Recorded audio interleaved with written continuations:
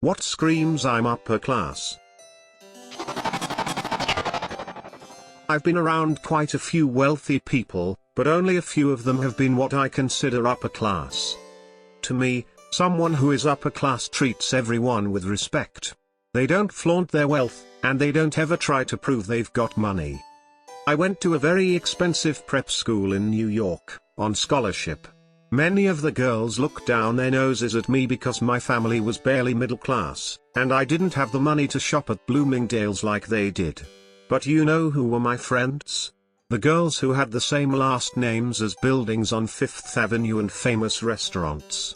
They didn't care that I was there on scholarship because they weren't competitive, like the girls who were continually trying to prove how wealthy their families were. Instead, they welcomed me into their homes and took me to dizzying social events. Class all the way. When I was a senior, I was told that my scholarship had been paid for by the wealthy founders of Reader's Digest, and the only thing they asked in return was that I write them a letter telling them about my high school experience and what my future plans were. I got the most charming handwritten letter back from DeWitt Wallace thanking me for writing. True class. Later, in college, I worked a part-time job at a retail store. One night the very impressed by himself store manager asked me to stay late and I told him I couldn't because I needed to catch the last bus home. He said he would give me a ride if I would stay. And so I did. Of course, when it was time to leave, the manager was long gone and I was stranded. It just so happened that the son of the founder of the major corporation that owned the store was interning there that month as preparation for going into the corporate office. He saw what had happened and gave me a ride home in his Mercedes-Benz. He could not have been nicer or a better conversationalist on our ride to my home. So, in short, I believe that people who are truly upper class are kind, considerate, and take their wealth out of the equation when dealing with other people. It's simply a part of them, but nothing that needs to be mentioned, flaunted, or bragged about. I dated an upper class girl for about a year. These are the observations I made that I used to joke about with her. Went to a really good school but hardly ever mentions it. Because to her it's no big deal. Going to university wasn't even an option, it was expected. But then which university? Liverpool? Manchester? Hull? Nah. Imperial College London and Oxford. Oh, yeah, they pronounce class. Bath and glasses as class, Bath and glazes.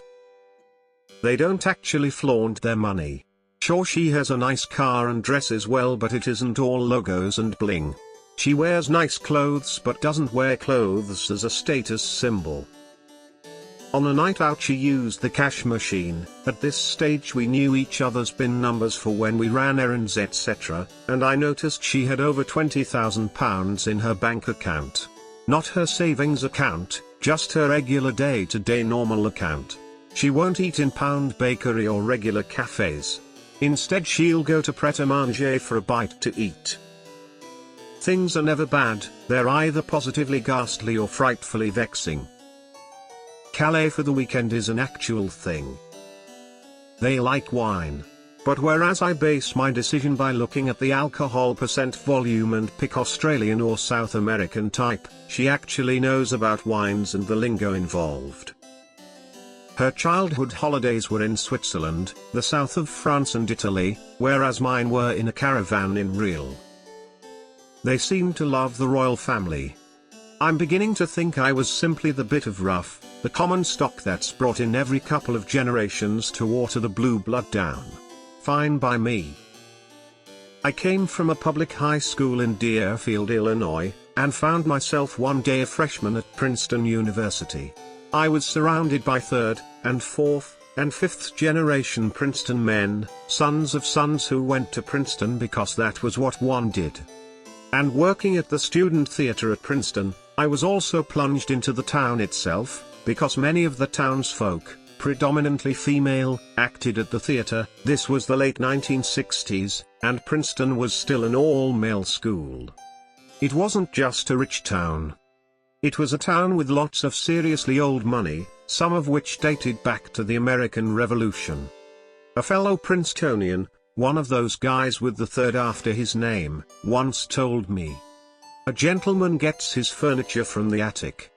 Nothing was supposed to look too new, or too fashionable. Everything should look like it has been the same since forever.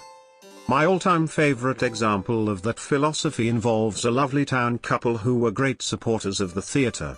They let one of my friend's house sit when they were off on Nantucket, or the like. Visiting him there one summer, he pointed out some new Oriental rugs.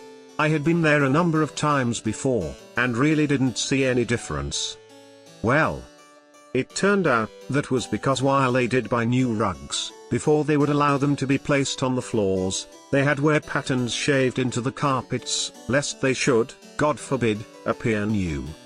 And the same fellow who told me where a gentleman gets his furniture, was once part of a conversation back then, when someone asked what's the most unusual thing you've ever done.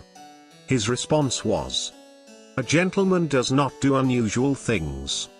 Nothing says I'm upper class, like being so far above the madding crowd, that you do everything you can not to call attention to yourself.